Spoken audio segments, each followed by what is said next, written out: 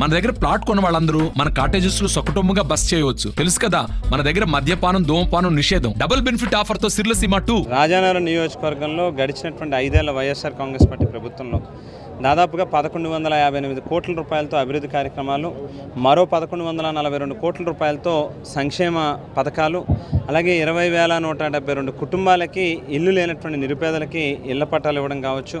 అలాగే వ్యవసాయ రంగానికి పెద్దపీటను వేస్తూ ప్రతి రైతు కూడా ఆర్థికంగా ఎదిగేటటువంటి చేయూతనివ్వడం కావచ్చు. 24 గంటలు 365 రోజులు కూడా ప్రజలకు అందుబాటులో ఉంటూ ఎవరికి ఎక్కడ ఏ చిన్న అవసరం వచ్చినా కష్టం వచ్చినా స్పందిస్తూ ఇవాళ ప్రజల్లోనే ఉంటా ఉన్నాం.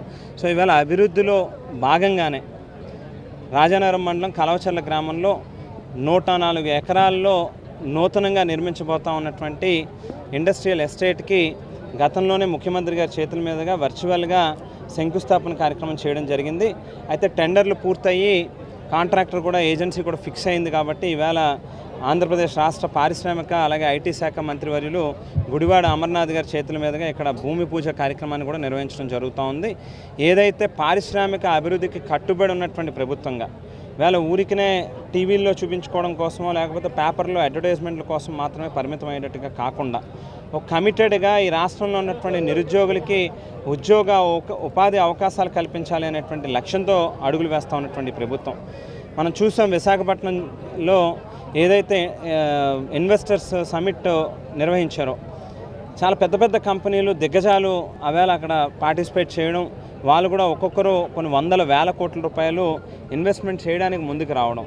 ఇవాళ భారతదేశంలోనే ఆంధ్రప్రదేశ్ రాష్ట్రం ఈజ్ ఆఫ్ డూయింగ్ బిజినెస్లో మొట్టమొదటి స్థానంలో ఉంది. అంటే అదే అర్థం పడుతుంది మనకి ఎంత కమిటెడ్గా ఉంది ఈ ప్రభుత్వం అనేటువంటిది. సో అందులో భాగంగానే రాజానగరం నియోజకవర్గంలో కూడా ఎవరైతే నిరుద్యోగులు ఉన్నారో వాళ్ళందరికీ కూడా ఉపాధి అవకాశాలని ఉద్యోగ అవకాశాలని మెరుగుపరిచేటటువంటి దిశగా అడుగులు వేస్తూ 104 ఎకరాల విస్తీర్ణంలో ఈ యొక్క ఇండస్ట్రియల్ ఎస్టేట్ని నిర్మాణం చేయబోతా ఉన్నాం. 100కి పైగా ఇక్కడ యూనిట్స్ ఎస్టాబ్లిష్ చేయబోతా ఉన్నాం. దాదాపుగా ఒక 5,000 మందికి ప్రత్యక్షంగానో పరోక్షంగానో ఉపాధి అవకాశాలు కూడా రాబోతూ ఉన్నాయి. సో అన్ని రంగాల్లోని కూడా ఈ నియోజకవర్గాన్ని ఆధ్యాత్మికంగా కావచ్చు, లేకపోతే పారిశ్రామికంగా కావచ్చు, పర్యాటకంగా కావచ్చు, అన్ని రంగాల్లోని క్రీడా రంగంలో కూడా ఇవాళ 2 మల్టీ స్పోర్ట్ ఇండోర్ స్టేడియంస్ని నిర్మాణం చేయబోతూ ఉన్నాం. వైద్య రంగంలో, విద్యారంగంలో, ప్రతి రంగంలోని కూడా ఇవాళ ముఖ్యమంత్రి గారి యొక్క సహకారంతో ఈ నియోజకవర్గాన్ని ఒక ఆదర్శవంతమైనటువంటి నియోజకవర్గంగా ప్రతి గ్రామం నుంచి కూడా అభివృద్ధి చేసేటటువంటి దిశగా అడుగులు వేస్తా ఉన్నాం. Thank you. చేసినటువంటి అభివృద్ధి సంక్షేమం చూసి ఓటేయమని చెప్పి జగన్మోహన్ రెడ్డి గారు చెప్తా ఉంటే మా పొత్తులు చూసి ఓటేయమని చెప్పి ఈరోజు రాష్ట్రంలో ఉన్నటువంటి ప్రతిపక్షాలు చెప్తా ఉన్నాయి. పొత్తులు చూసి ఓటేయాలా లేదా రాష్ట్రంలో జరిగినటువంటి అభివృద్ధి సంక్షేమం వైఎస్ఆర్ కాంగ్రెస్ పార్టీ ద్వారా జరిగినటువంటి సంక్షేమం అభివృద్ధి చూసి ఓటేయాలనేటువంటిది ప్రజలు ఇప్పటికే నిర్ణయానికి వచ్చారు. సో తప్పకుండా పొత్తుల్లో ఉన్నటువంటి రాజకీయ పార్టీలు ప్రజలకి ఏం చెప్పి ఓటడుగుతాయి? మేము ముగ్గురం కలిసాం కాబట్టి ఓటేయమని చెప్పి అడుగుతాయా? లేదా మేము గడిచినటువంటి 14 సంవత్సరాలు ముఖ్యమంత్రిగా మేము పనిచేసినప్పుడు పేదవాడికి ఏ రకమైనటువంటి సంక్షేమం అభివృద్ధి చేయలేదు కాబట్టి మాకు ఓటేయమని చెప్పని అడుగుతాయా?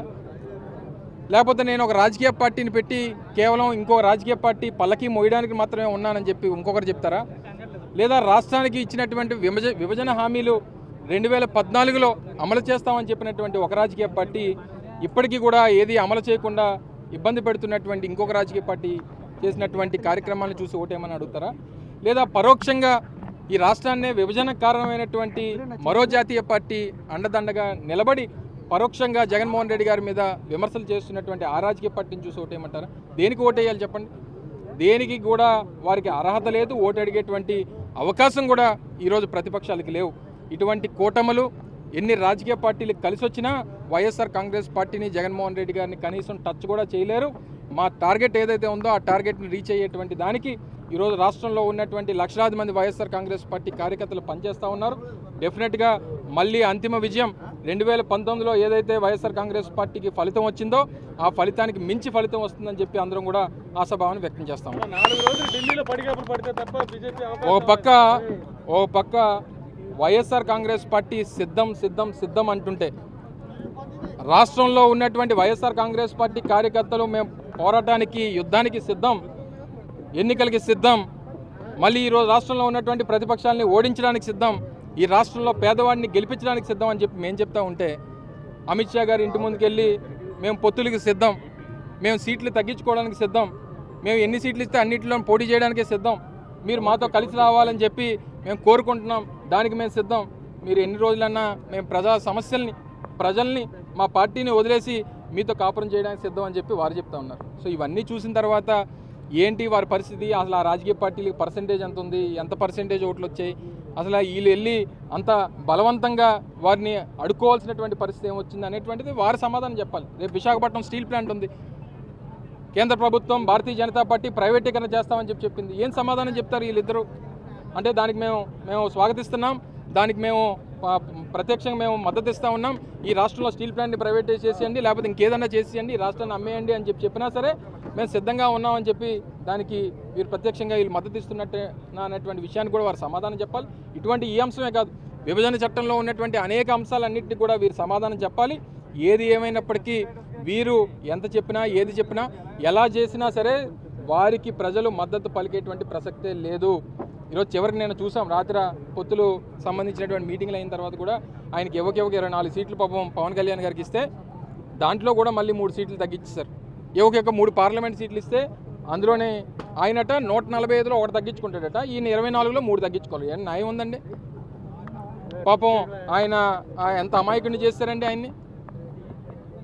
ఆ పక్కన నాదెళ్ల మనోహర్ గారు ఇద్దరు కూర్చొని మరి వాళ్ళు ఏం చెప్తున్నారో, మాది తినాలే మీది తినాలి అనుకొని వాళ్ళు ఏం చేస్తున్నారో, ఈ అమాయకుడి మధ్యలో కూర్చొని ఏం చేస్తున్నాడో ఏం అర్థం అవట్లేదు. పాపం వాళ్ళ జనసేన పార్టీ నాయకులకి ఏం సమాధానం చెప్తాడో, వాళ్ళ జన సైనికులకి ఏం సమాధానం చెప్తాడో లెట్స్ వెయిట్ అండ్ సీ. మరిన్ని వీడియోస్ కోసం ఛానల్ ని సబ్స్క్రైబ్ చేయండి, లేటెస్ట్ అప్డేట్స్ కోసం వాట్సాప్ ఛానల్ ని ఫాలో చేయండి అండ్ లింక్ డిస్క్రిప్షన్ లో ఉంది.